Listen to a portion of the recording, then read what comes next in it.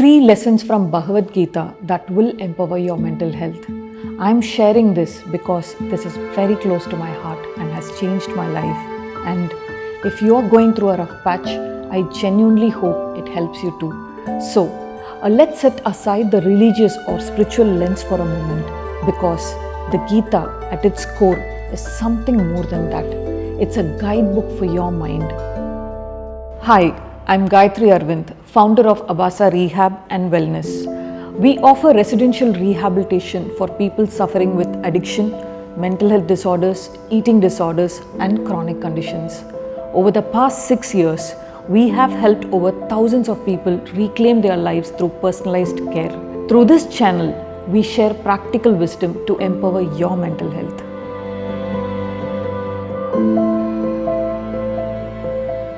Number 1. Do your duty, but don't attach to the results or outcome. Now, this is a very well-known lesson to almost everyone, right? The lesson says, focus on the process, the journey, and not obsess over what you get from it, because the outcome is never fully in your hands. But how does this help your mental health? And it's easy to say, right? But how can you apply it in your daily life when your life itself is at stake? Let's say you've got an interview coming up, a big one. You really want this job, so you begin preparing. And in the beginning, it feels exciting. You are focused, determined, motivated, but slowly you can feel the pressure within your head. Like, what if I mess up? What if they ask something I don't know? Or what if I freeze? Or what if I do everything right and still don't get it? You are still in the preparation phase, but you are tense, anxious. That is where the real trouble begins. Your amygdala, the emotional part of the brain, runs faster and the logical brain shuts down. You cannot give your 100% there because half your energy is preparing and the other half is suffering. So you overthink, you lose sleep, and you perform from a place of fear. And even if you do get the job, you are exhausted because the journey drained you. And if you don't get the job, you are disappointed in yourself. This is why the lesson is very important. Let's say the moment when your head said, what if I fail? You pause and remember this lesson and you ask yourself, what is actually in my control and what is not? I can prepare, I can sleep well, I can show up on time, I can bring my most present, sincere self into that room. But can I control what the panel thinks? No. Can I control who else shows up that day? No. So you decide to focus on what you can control, and everything else you hand it over to God, to the universe, to life, to whatever you believe in.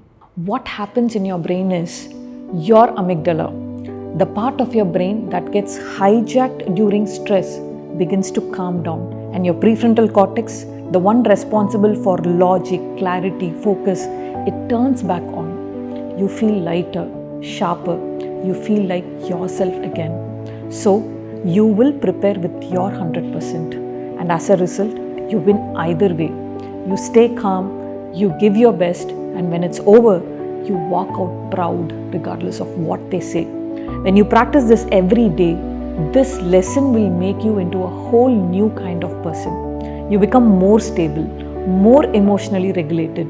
You start becoming the kind of person who doesn't break when things don't go your way and doesn't get lost when they do.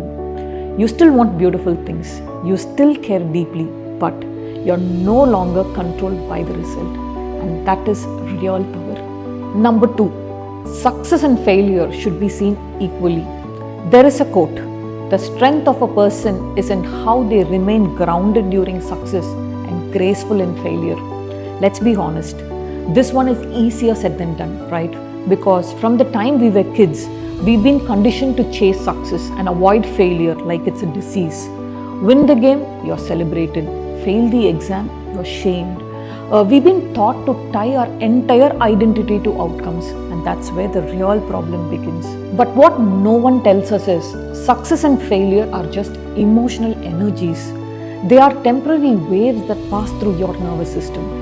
One gives you a dopamine high, the other triggers a cortisol crash. But neither one is truth, neither one is you. If you don't realize this, You'll ride emotional roller coasters your whole life. When things go well, you feel invincible, but when they don't, you feel worthless. But when you start seeing both for what they are, just energy, you stop living in reaction. You become emotionally immune. That means you still enjoy your wins, you still feel the sting of losses, but you're no longer ruled by them. You become the kind of person who walks steady through both applause and silence. And that is real maturity. Your brain will strengthen when you practice this regularly. It will make you peaceful. You become someone who celebrates success without becoming arrogant and meets failure without collapsing inside. Number 3, your mind can be your best friend or your worst enemy. Imagine you have a horse, wild, fast, powerful. If you train it, it will take you far. But if you don't, it will throw you off, run in circles, or maybe even run you off a cliff. That's your mind. And most of us have never learned to ride the powerful horse because no one taught us how. See, there are 2 parts of your mind. The conscious mind, the small voice in you that plans, reflects, and makes intentional choices. And the subconscious mind, the part that runs 90 to 95% of your life without asking for permission. Your habits, your emotional reactions, your beliefs about yourself and the world. Most of it's subconscious, which means it is old, learned, repeated, not necessarily true. So when your mind says, I'm not good enough, people always leave, I'll probably fail again, that's not insight, that's programming. And if you never question it and let the horse run wherever it wants, your mind becomes your enemy. It will take you out of opportunities, keep you stuck in emotional loops, and make you mistake fear for truth. But if you can take the reins back, you ride the horse, right? And how do you do that? While there are many ways to start, 2 of the most powerful tools are already within you: your breath and your self-talk. Let's begin with breath. Breath is your anchor, your rein. When your mind goes into fear, threat, confusion, and runs like a wild, untamed horse, your amygdala becomes overactive and your stress hormones spike. Here, your breath is your rein. Take a deep, slow breath. Inhale, hold, and exhale slowly. With this, you are activating your parasympathetic nervous system and activating your prefrontal cortex. You take your horse under control. Now, self-talk.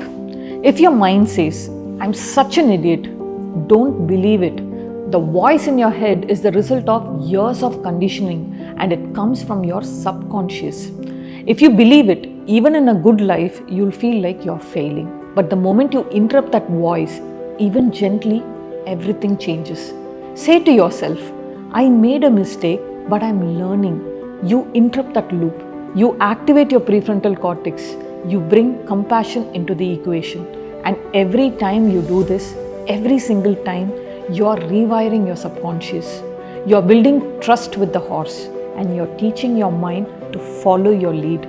Start with breath. Start with self-talk. Start by holding the reins. Because once your mind becomes your friend, there is nothing in this world you cannot face.